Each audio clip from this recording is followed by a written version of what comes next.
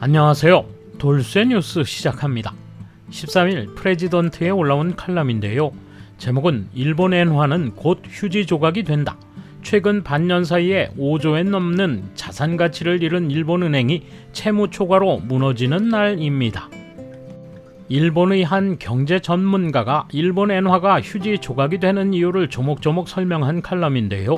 설득력 있는 내용이지만 그들 눈에 어떻게 비치는지 궁금하군요. 반응이 뜨거운데요. 뭐라고들 하는지 함께 보실까요? 통 크신 구독, 좋아요.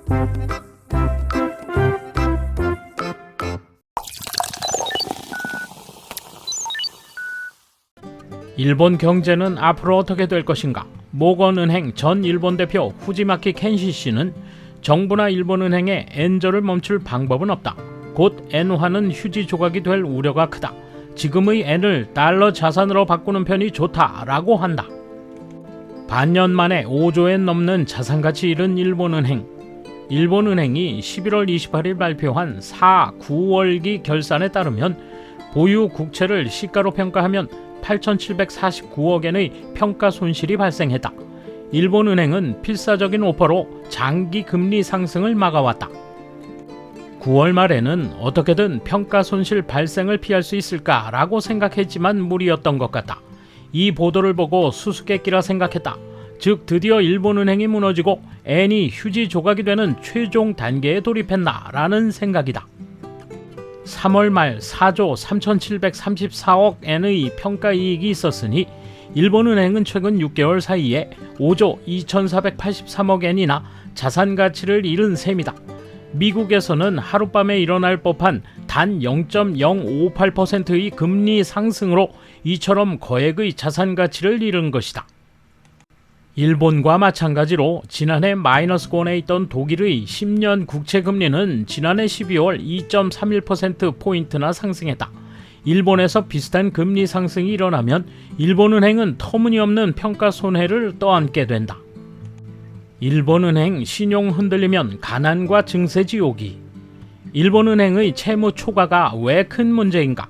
그건 엔화의 가치와 직결되기 때문이다. 즉 일본은행의 채무 초과가 계속되고 통화 신인도가 흔들리면 엔화 가치는 대폭락한다. 하이퍼 인플레이션이라는 궁극의 대혼란이 온다. 일본인은 순식간에 가난한 국민이 된다. 일본인이 엔화의 가치를 믿는다고 해도 의미가 없다. 외국인 투자자가 매도에 나서 엔화를 내놓으면 통화 신인도가 흔들릴 수 있다. 1%나 2%의 금리 상승은 없다고 도저히 말할 수 없다. 실제로 현재 0.25%의 이율은 일본은행이 지정가 5%로 필사적인 억제에 임하는 결과에 불과하다.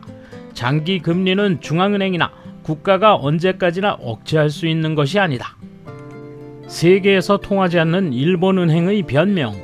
12월 6일 중의원 재정금융위원회에서는 이렇게 거액의 평가손을 안았을 경우 일본은행의 신용은 괜찮냐고 의원이 묻자 구로다 일본은행 총재는 일본은행은 상각 원가법 즉 장부가 회계를 채택하고 있으므로 재무상 손실이 나타나지 않는다고 답했다. 그러나 이 답변은 국제표준에서는 통용되지 않는다. 예를 들어 개인이 대출받을 때 은행은 어떻게 신용을 측정하는가? 은행 측이 결정하는 평가 방법이지 우리가 채택하는 평가 방법이 아니다. 세계 금융계에서는 법인이나 공공기관 상대로는 시가평가로 체크한다. 특히 위험 상태일 때 더욱 그렇고 민간이든 중앙은행이든 마찬가지다. 일본 은행에 대한 신용 분석도 세계는 당연히 시가평가로 실시한다. 일본 은행의 말대로 일본 은행만 장부가 평가로 신용을 분석할 수는 없다. 일본은행의 이 주장은 꿈같은 이야기에 불과하다. 지폐는 얼마든지 찍을 수 있으니 괜찮다는 거짓말.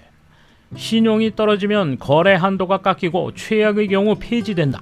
그러면 외국인은 일본 국채, 일본 주식 거래, 외환 거래를 할 수 없게 된다. 원유 구입을 위해 루블 결제를 강제할 수 있는 러시아와 달리 결제를 강제할 자원도 물건도 없는 일본 통화는 달러와의 교환이 불가능하게 되는 이상 세계 로컬 통화가 되고 만다. 일본 은행은 지폐를 인수할 수 있으므로 채무 초과가 되어도 금융정책 운영상 아무런 문제가 없다고들 말한다. 그러나 그 일이 무슨 의미가 있을까? 12월 6일 후지마키 의원이 반박한 것처럼 확실히 일본은행은 지폐를 인쇄할 수 있으므로 민간 기업처럼 자금 융통 때문에 도산하는 일은 없을 것이다. 그러나 그렇다고 일본은행의 신용이 떨어지지 않는다는 것은 아니다.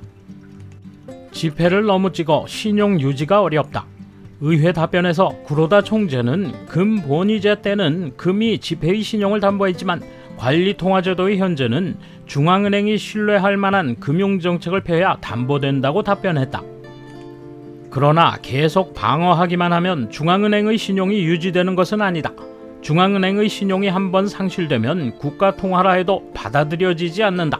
이는 초인플레이션 사례가 보여주는 바와 같다. 신뢰할 수 있는 금융정책 수행뿐 아니라 중앙은행의 독립성을 담보하는 제도적 틀 등도 중앙은행의 신용 유지에는 필요하다.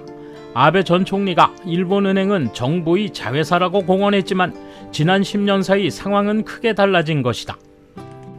철칙을 계속 어긴 일본은행.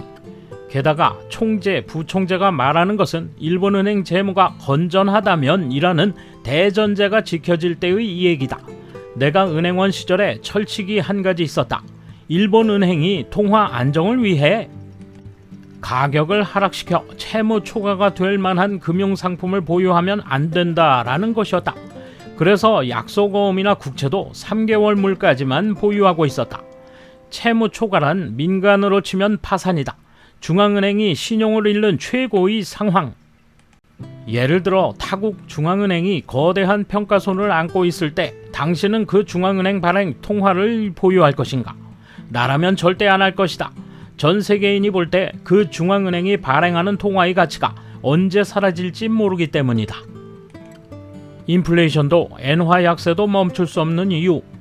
현재 일본은행은 10년채에 대해 0.25%의 지정가 오퍼를 실시함으로써 필사적으로 장기금리의 급등을 억제하고 있다.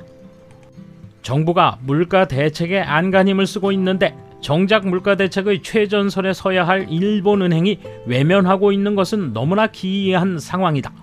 재무부 재무관과 아시아개발은행 총재를 지낸 구로다 총재는 장기금리가 상승하면 거액의 채무 초과로 일본은행의 신용, 나아가 엔화의 신용이 실추된다는 것을 충분히 알고 있을 것이다. 그래서 금리를 올려야 할 시기에도 인상할 수 없다고 생각한다.